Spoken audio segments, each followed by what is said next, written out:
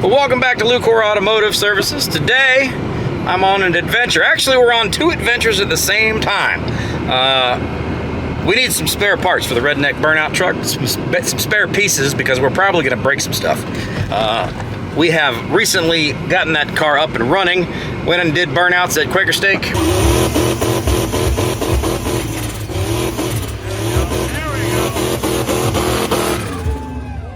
We went and did burnouts at Good Guys.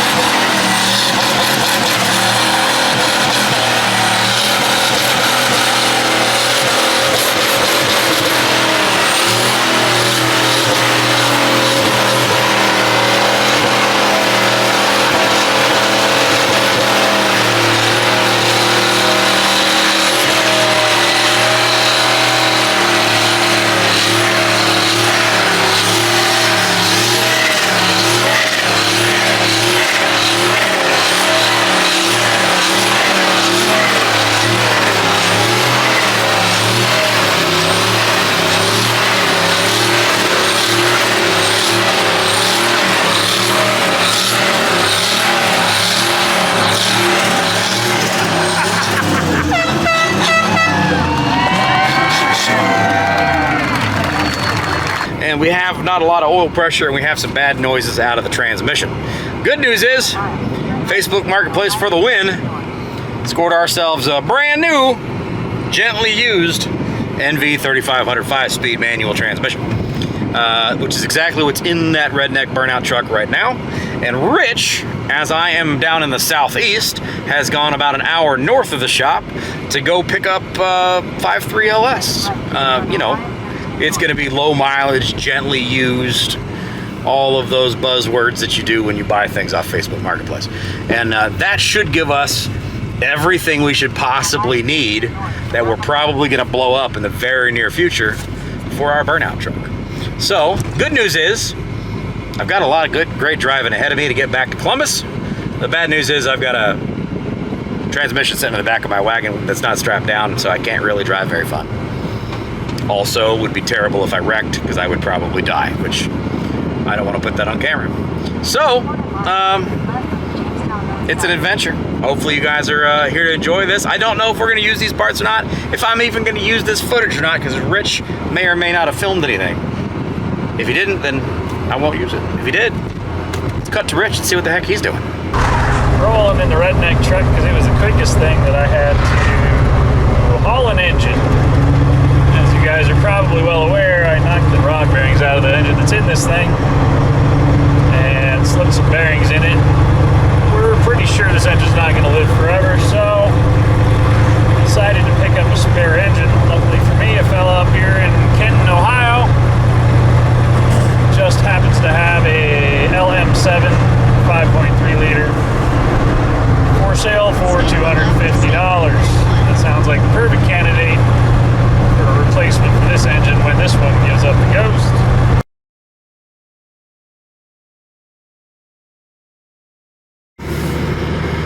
I definitely couldn't live out here, but I do very much enjoy the drive. We do not have roads like this in the city.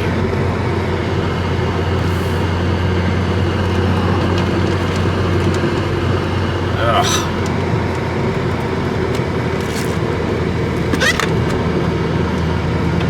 Every time you see that twisty sign right there, you just know it's gonna be fun ahead. Not danger ahead, fun ahead.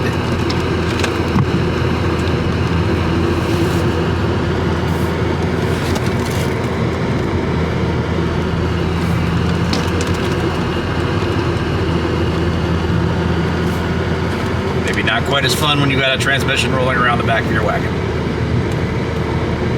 Honestly, I really enjoyed doing the burnout the other day at the Good Guys competition. It was definitely a different experience. Learned a few things, figured out a few things. Pretty sure my oil pressure is low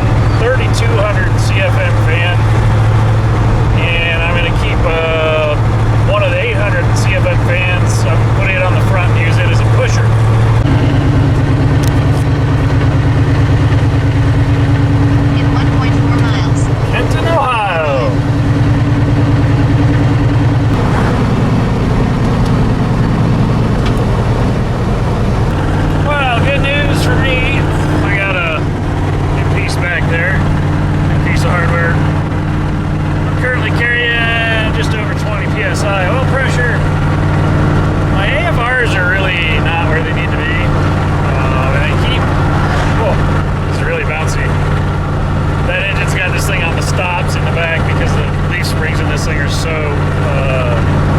detuned.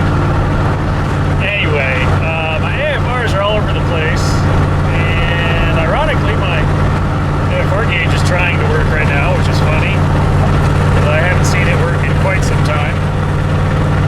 Maybe it got wet when it got rained on. It's actually not bad. It's 14.2.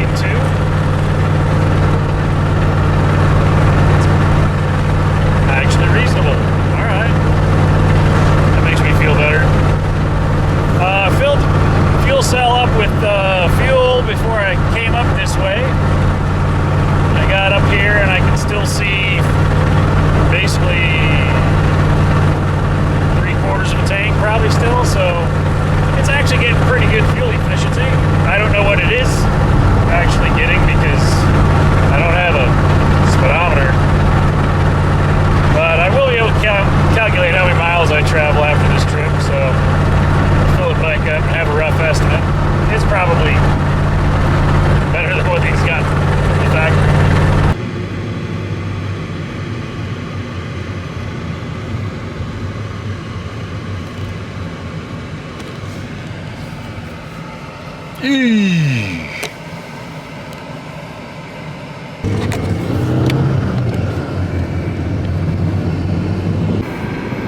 Yikes. I hope everybody's okay. That had to have been a hell of an impact.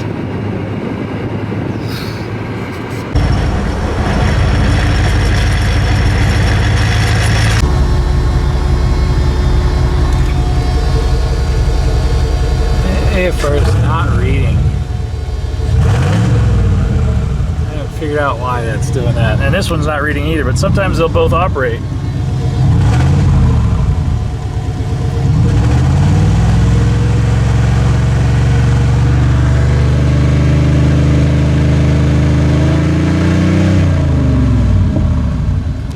There it woke up.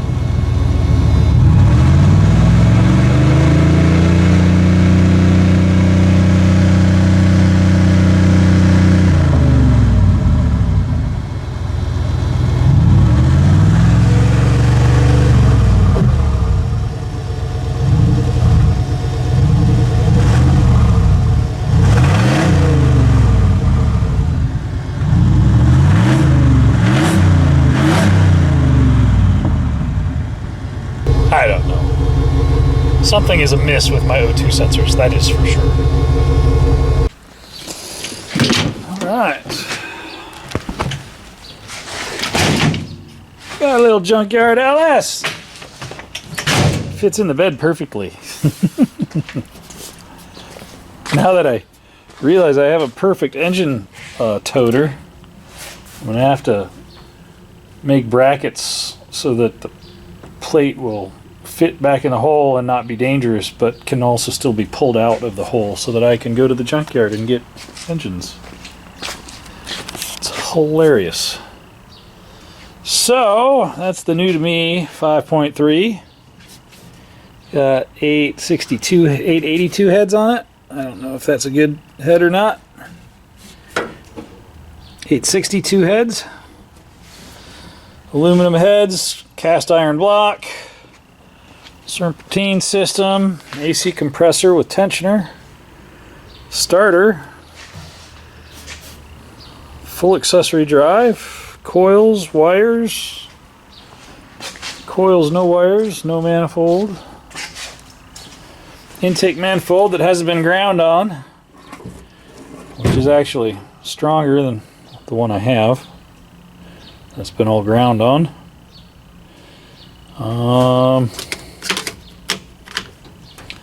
Yeah, not bad for $200. I think that's all right.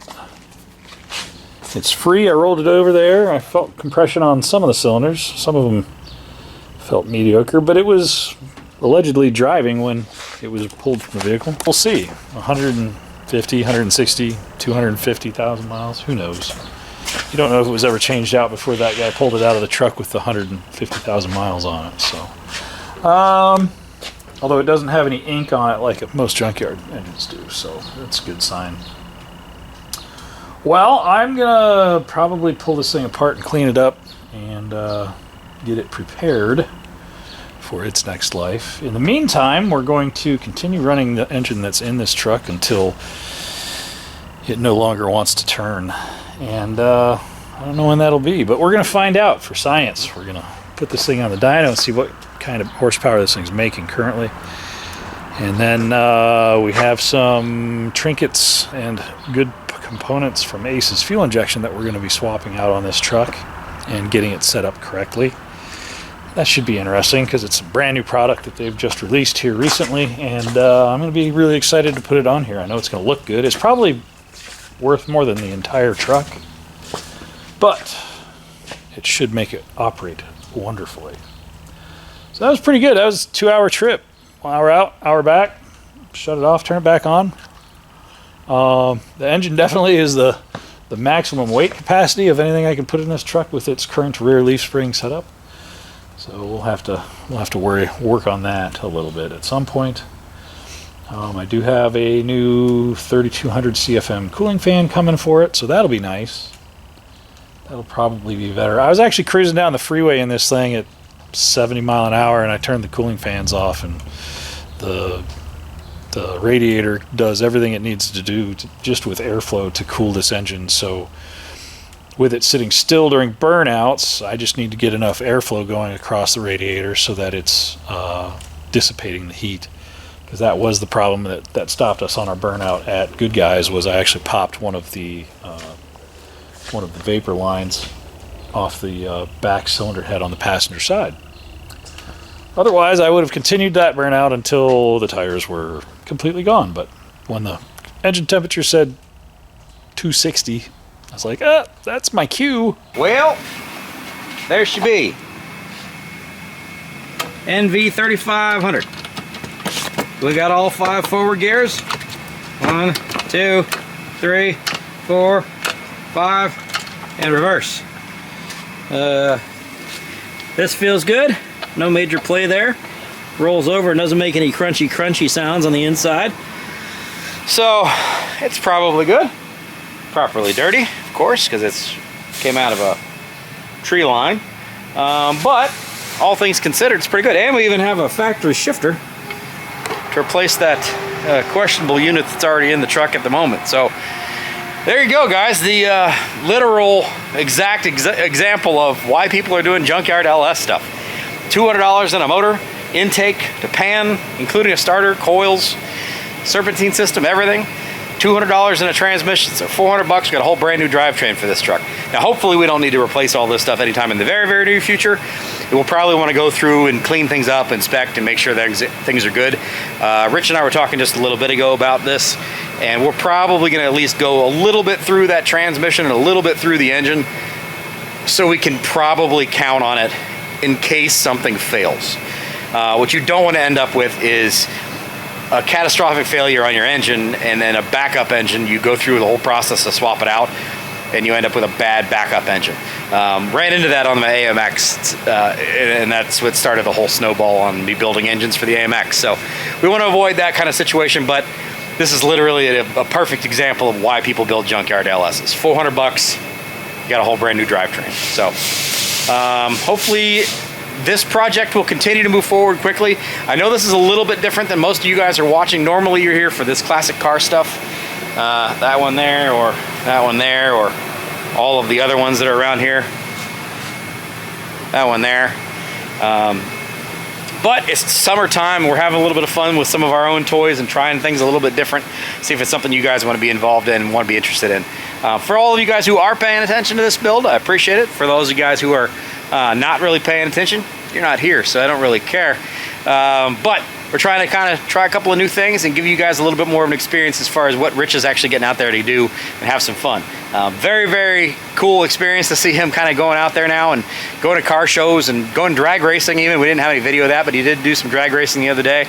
And he's done some burnout competitions now, so it's cool to see Rich actually getting to have some fun with some of these toys after all these years of just doing all the work. So hopefully we'll see more of that stuff. And hopefully you guys will be interested in watching that kind of thing. If so, click on the subscribe button. It'd be great to have you around here again. If not, hey, at least you made it this far. Thank you very much. We'll see you on the next one, I hope. Take care, folks. Bye-bye.